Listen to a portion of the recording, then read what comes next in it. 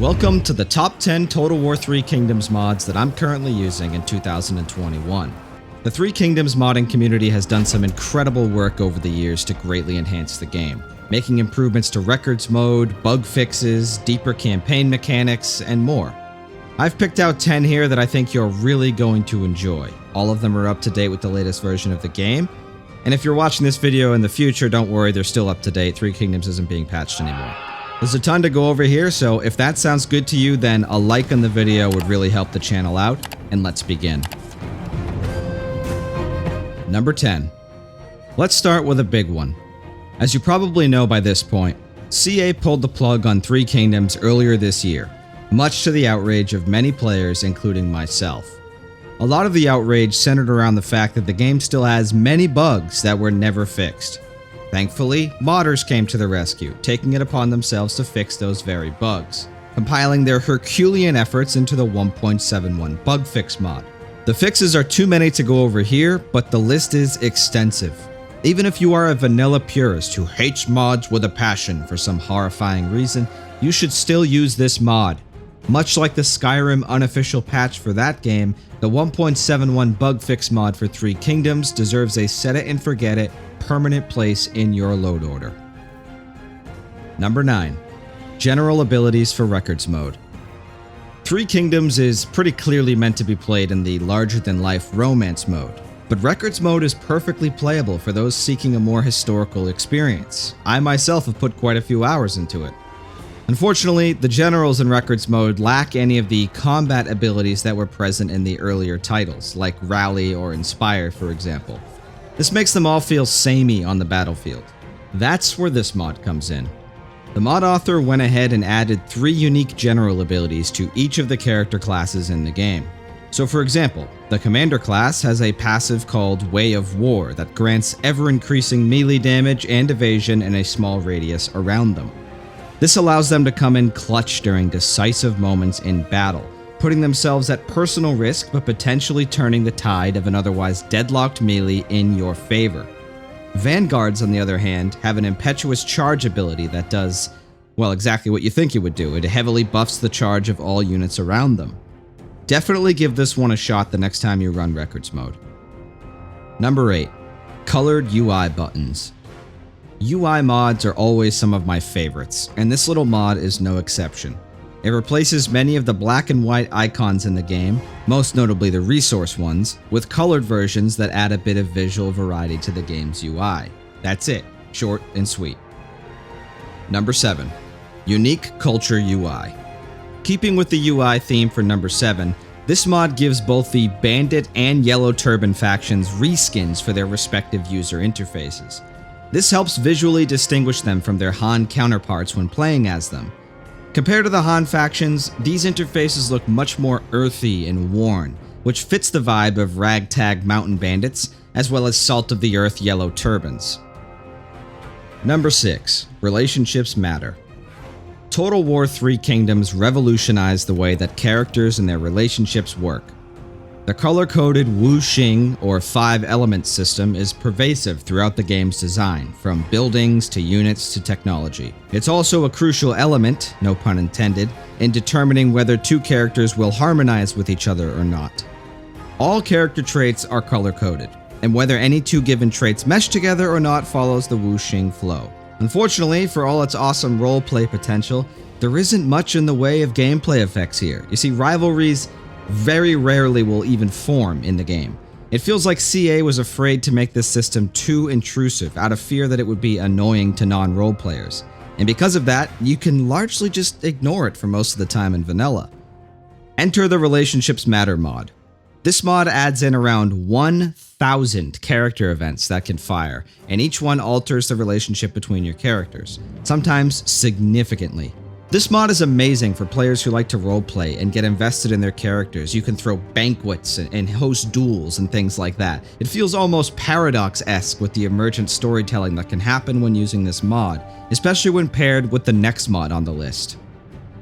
Number 5. Court Actions and Politics. Court Actions and Politics brings to 3 Kingdoms some of the classic political intrigue mechanics from Total War Rome 2 and Total War Attila. allowing you to assassinate characters, arrange marriages, embezzle funds, flirt, secure loyalty, and more. It works great with the Relationships Matter mod, and it really comes in clutch on higher difficulties where satisfaction can be tough to manage. Obviously, if you don't care about politics and court intrigue, then this mod won't be for you. But for role players out there, definitely give this mod a try. Number 4. Gov's Additional Unique Units mod. One of the biggest complaints players have with Three Kingdoms is how samey the factions can feel in battle. Gov's Additional Unique Units mod aims to distinguish the rosters of the major factions a bit more from each other by giving a handful of unique units to most of the game's playable factions. For example, Zhang Jiang gets two-handed battle axe wielding Bandit Queen's Raiders, which fit her aggressive personality and playstyle. Liu Bei, meanwhile, has access to Shu Shield Bearers, a buffed-up peasant unit reflecting his connection to the common folk. Gongsun Zan, on the other hand, brings White Horse Lancers and White Horse Cataphracts to the fray. The author added these units tastefully, in my opinion, and didn't bloat the rosters at all. So if you're looking to spice up the unit selection for the playable factions, then definitely check these out. He also recommends using the Better AI Templates mod to help the AI recruit more high-tier units, including the ones added by this mod. Number 3. Units Remaster All In One. Alongside the additional units added in with the last mod, why not spice up the vanilla units as well? Units Remaster All In One is a compilation of all of the mod author's reskin packs. This mega mod includes his reskins for Vanilla, 8 Princes, Mandate of Heaven, A World Betrayed, Nan Man, and Fates Divided. That's every single unit in the game. There is an absolute ton of content, and the focus is on historical accuracy. More facial variety, better looking armors for Yellow Turban units, lavish looking weapons for high tier units to reflect their high status, better looking General's Bodyguard units for Records mode players, and so much more. It's save game compatible, so if the reskins aren't to your liking, then you can remove it at any time without issue. Before we get into the final 2 mods, I wanted to give an honorable mention to tiered unit cards. This mod adds a visual indicator to the unit cards which shows the tier of the unit. This is very similar to how Total War Attila handled its unit tiers. This is a great mod for learning the game's units and quickly discerning their strength at a glance without having to do as many stat comparisons. Finally, we have number 9 and number 10. It's a combination of Total Unique Pack and Make Them Unique. These 2 mods aim to greatly expand the variety and uniqueness of the game's characters, particularly the lesser-known minor characters from Romance of the Three Kingdoms that never got official artwork from CA. Total Unique Pack overhauls 588 characters. That's right, 588 guys, giving them unique art and backgrounds. Of these, 458 of them have unique models as well. Now this includes 137 brand new characters who are not included in vanilla at all. There's more to this mod though than just pretty waifus and husbandos. 196 unique ancillaries have been added, with unique armors too. And these armors, unlike in vanilla, can be mixed and matched between characters. They're not character locked, which is a really cool touch. Some of the overhauled characters have custom abilities and skill trees too, meaning this mod has gameplay implications as well.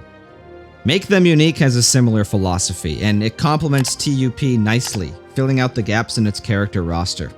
When you use these mods together, you'll see far fewer generic characters with reused art, which is a long-standing problem in vanilla during the late game when all of the legendary characters die off. Three Kingdoms is a character-centric Total War game, so it's no surprise that these character overhauls are some of the most downloaded mods on the entire Steam Workshop for Three Kingdoms. If you want some DLC quality characters in your next campaign, then you definitely owe it to yourself to check these out. Those are my top 10 Three Kingdoms mods for 2021. I hope you enjoyed the video. If you did, consider leaving a like or even subscribing to the channel for more Total War content just like this. Remember to leave likes on the mod pages of any mods that you use to show your support to the authors. Thank you very much for watching. Be safe, and I'll see you in the next one.